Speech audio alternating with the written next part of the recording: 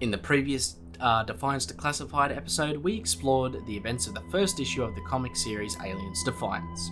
We got to see the beginnings to Zula Hendricks, a prior colonial marine who was beginning to uncover the dark secrets of Weyland-Yutani, along with the aid of a like-minded combat synthetic known as Davis. In today's episode, we continue their story. As Zula sleeps on their journey to LV-4440, in order to continue her and Davis's crusade against the alien organism, the Xenomorph, she dreams of the combat that led her to her spinal injuries, that left her scarred and battle-shaken. She awakens suddenly and is summoned to the bridge by the other synthetics piloting their vessel, that is making an approach to the space station. This is a Citizen-owned science station, designed to be parked over a location of interest and suck up vast amounts of data. However, in the last 7 hours we have observed no activity whatsoever, but we're getting a heat signature in one of the storage bays. It has to be the creatures. Davis and Zula debate whether the heat signature is human inhabitants or whether it could be the alien organisms, as well as Zula ensuring Davis that she will be able to extract any data they need as long as she can get aboard safely. Davis informs Zula that they will not be docking to the station to avoid any hostiles making it aboard, and instead they will be taking a spacewalk. The other combat androids inform that they will additionally be trying to obtain any additional armor, weapons, or ammunition. Once aboard the station, they reminisce about the horrible smell, and notice some damage throughout the walkways. The bridge is 4 levels up. Think if we... Oh my god. It's dead. I know it's dead, it's just horrible. After determining the Xenomorph had been dead for weeks and telling Zula just how difficult it is to do so to kill one of these creatures, the synthetics explain that their advanced biology is probably why Weyland-Yutani Company would like to obtain them. Did you hear that? As they turn around to the Xenomorph's corpse, they realise that it is a decomposing body. It had been leaking acid and is now sending the corpse falling through 4 levels of the station. The fall made quite the sound, and the group fears that they may have attracted unwanted attention. Zula prepares for the possibility of a fight as she notices the androids staring at her. She reprimands them, ensuring that they know she can handle herself. Zula thinks over her injuries and how even before, simply being a 5-foot girl of colour was a disability of all its own, forcing her to work 3 times as hard in her life in the military compared to others. Eventually though, she is contacted by Davis, who informs her he was able to get some scanning capabilities working again, and that he had noticed a thermal reading concentrated in the lower transport bay. Zula takes haste and makes her way to the signal. Soon after, the androids aboard their ship the Europa get in contact with Davis and the others aboard the station. They speculate that there could possibly be human survivors to extract. Zula heads to explore the heat signature, but immediately, a Xenomorph emerges and attempts to attack her. Take it down! Both Zula and Davis begin to attack the what now has turned into 2 Xenomorphs. After taking out the first creature, a small amount of its blood sprays Zula and begins to eat viciously through her clothing and then her skin. Hendricks, answer me! I'm here, kill it! I'm not sure that's necessary. It's retreating to the nest. My god. It's laying eggs in there. That thing dies, now! Zula arms an explosive device and lops it towards the nest of the young Queen Xenomorph. Davis assists Zula as they attempt to quickly evade the area and return to their ship before they endure another round of the creatures. As they briefly make it to a safe distance, the explosion detonates, destroying many eggs, FaceHuggers, and even the Xenomorphs within. As the group evade the station, they are pursued by a number of FaceHuggers, and a sudden explosion causes the ship's umbilical structure to disengage from the station. Zula and the rest of the androids take their lead aboard their Europa.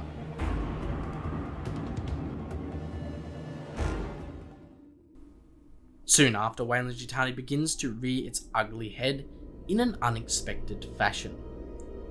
Once again, making it to a dead space, Davis talks to Zula and attempts to help her with her recovery efforts. Detail the treatment you were receiving at Tranquility Base if you can.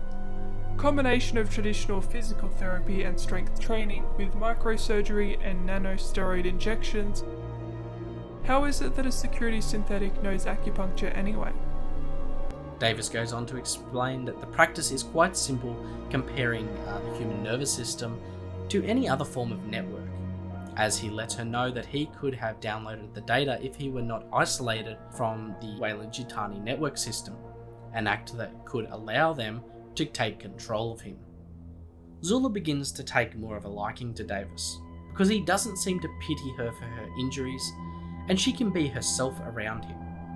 The combat androids of the ship are seen arming themselves and preparing for a fight. As it is revealed, they are planning to mutiny against Davis and Zula because of their programming that had been hijacked by the company due to their reconnection to the network. It's happening. What is it? What's happening? Grab your rifle, quickly. Explain this near field again. Weyland-Yutani designed local area network protocol for its security synthetics. Davis explains that the near field allows for the androids to be interconnected and communication orders and other data between each other to be simultaneously updated. In addition, also for Weyland-Yutani HQ to take control or influence synthetics actions. Davis had disabled his connection to stop the company from forcing them to bring the Europa back to Earth and the Xenomorphs along with it. However, he can't say the same for his fellow androids, seen as though when she was in stasis during the first Xenomorph attack, some synthetics had already turned against Davis and his group, and it appears his friends have had a change of heart. So they turned the network back on. Why aren't you affected by it? Before getting an answer, gunfire begins to rain down on them as Zula begins to reflect on her time recovering on the Tranquility Lunar Medical Station, her previous military development that led her to her time there, and as the firefight continued, Zula begins to question her stance in the fight, and if it's possible that Davis has been compromised.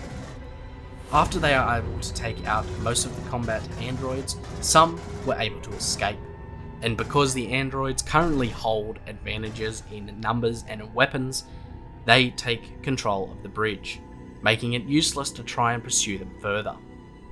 You've been hit. It's not critical. Come on. Where to? To even the odds a bit, you gonna answer me? How come this mum's calling signal from Weyland-Yutani's not working on you? I turned it off. Just like that? I had to design code to access the blocking of programming as well as a bypass. So I didn't trip the self-destruct failsafe. So you hacked yourself? Yes. As the two discuss David's self-modifications, Zula tries to determine whether or not he can be trusted. We have to move faster. You know these systems? I have a friend, Amanda Ripley. I was bored during recovery, would shadow her on her repair gigs just to have someone to talk to. Zula begins to break down systems throughout the vessel, slowly taking away the combat androids' advantages one by one. However, before she fully succeeded, it was entirely possible that the androids were able to get a message out to Weyland-Yutani, calling for backup. Another attack begins as Zula and Davis see a barrage of grenades falling to their level. Davis quickly acts to shield Zula. Wait here. While Zula stays put, Davis makes his presence known to the other mutinous androids aboard as he smashes, throws, and destroys his previous subordinates, crushing their CPUs and snapping their synthetic necks. Why, Commander? You defy HQ and kill us. All for the sake of a crippled girl. For the sake of humanity. Davis finishes the last combat android and continues onto the bridge, where he finds the last synthetic damaged and discovers that he has received a message from Weyland-Yutani, marking both Zula and Davis as expendables. Eventually, the company will find them if they keep broadcasting their position. Davis approaches the android and quickly diffuses the situation. The ship now falls under a heavy silence as the two survivors look around at the chaos that ensued. The immediate threat is gone. Zula and Davis are safe for now, and Davis has finally proved his loyalty to Zula. Soon though, they will have to return to the fight. But despite this, they have won a brief victory. Now that's the conclusion of episode 2 of Aliens Defiance Declassified. This episode covered both issue 2 and 3 of the Defiance comic book line, in case anyone was wondering. If you guys want to see further episodes of this, make sure you let me know and we can make that happen. Before I go, I just wanted to let you guys know about the merch store called ACHERON's Colonial Marketplace. Here you can pick up a variety of ACHERON and alien themed merch from 3 distinct product lines, including shirts, hoodies, mugs, blankets, stickers, bags, and even phone cases. So if you want to support the channel and look good doing it, pick up some ACHERON merch. But what other videos would you guys like to see? If you have any ideas or have any questions you would like answered, please meet me down in the comments. If you did enjoy the video, please leave a like and go check out Project ACHERON on Twitter and Discord.